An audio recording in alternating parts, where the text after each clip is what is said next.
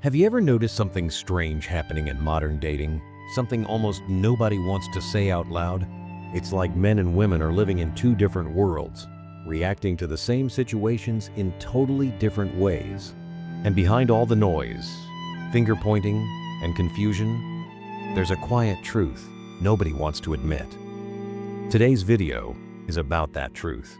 Not to attack anyone, not to shame anyone, but to finally explain why so many people are frustrated, disappointed, and unsure who's really responsible for modern dating problems. Modern dating is going through a huge shift, and most people feel it, but few talk about it honestly. Many women who spent their younger years focused on independence, careers, social freedom, and personal growth are now reaching their mid-30 seconds or early 40 seconds and feeling the pressure of time in a way they didn't expect. On the other side, men who spent years feeling overlooked or underappreciated are now becoming more selective and cautious. These two paths are colliding, and the result is a lot of confusion, misunderstanding, and blame. The truth is, both men and women have valid frustrations. But the problem is that everyone seems to think the opposite side is the one causing everything. Instead of talking to each other, people talk about each other, and nothing improves. One major issue is how differently men and women now approach each other in public spaces. Many women say men no longer approach or start conversations. Meanwhile, many men say they hesitate because they're worried they might be misunderstood, judged, or even embarrassed online. A lot of men feel like one innocent conversation can be taken the wrong way. So what happens? Both sides wait for the other to make a move. Neither does, and everyone leaves feeling invisible. This hesitation isn't because men don't care or aren't confident.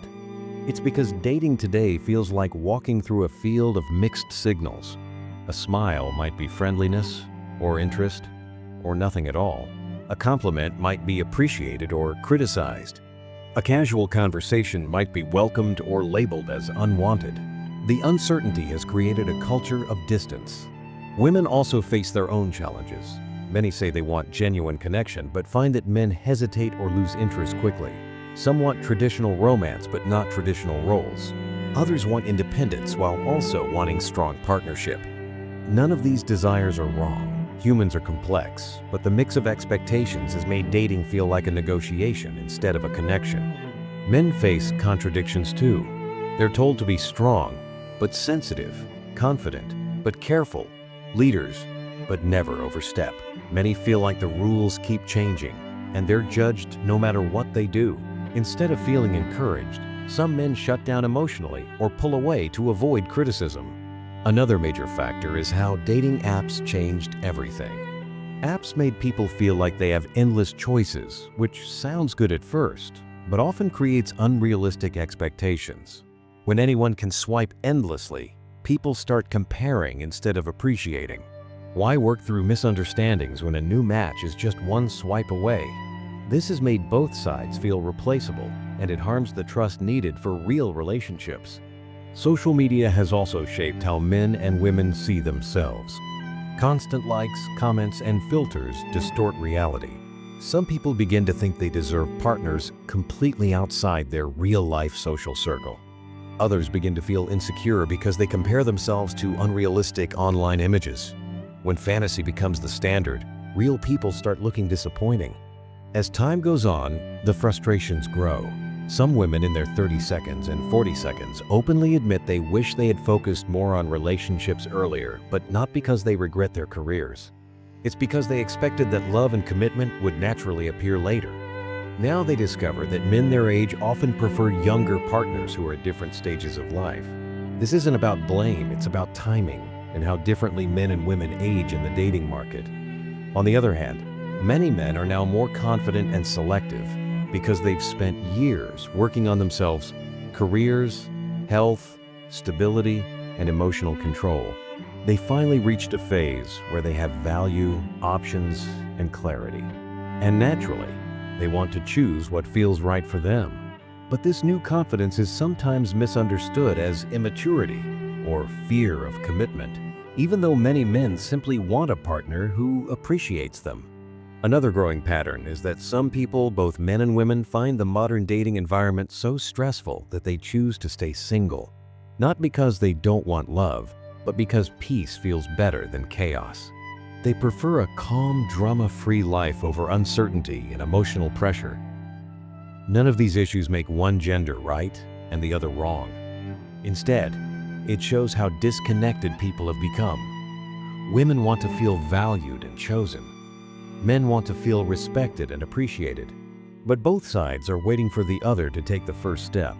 What we're really seeing is the outcome of years of mixed messages. Value independence, but also find partnership. Be confident, but not too confident. Be selective, but never judgmental. Be traditional, but also modern. These contradictions create confusion on both sides. And when people get frustrated, they naturally look for someone to blame. And often, men become the target when things don't go as expected. But the truth is, the situation is far more complex than simply blaming one side. Men and women both made choices based on what culture, media, friends, and society encouraged. Now, everyone is facing the consequences of those choices. Some good, some painful. None of this means women did wrong or men did wrong. It simply means that real life eventually catches up and dating shifts with age, experience, and circumstances. The real solution isn't pointing fingers. It's understanding how the dating landscape actually works today. It requires honesty about what we bring to the table, what we expect, and what we're willing to give. People who adapt, communicate, and stay realistic usually find love even later in life.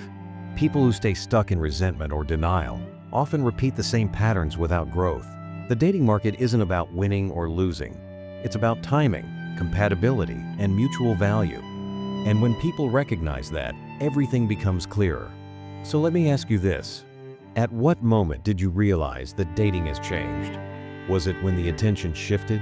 When the effort slowed? When expectations became confusing? Or when you finally raised your standards? Share your experience below, because these conversations matter. The truth is simple. Dating only improves when both sides stop blaming and start understanding. And maybe that honest conversation begins right here.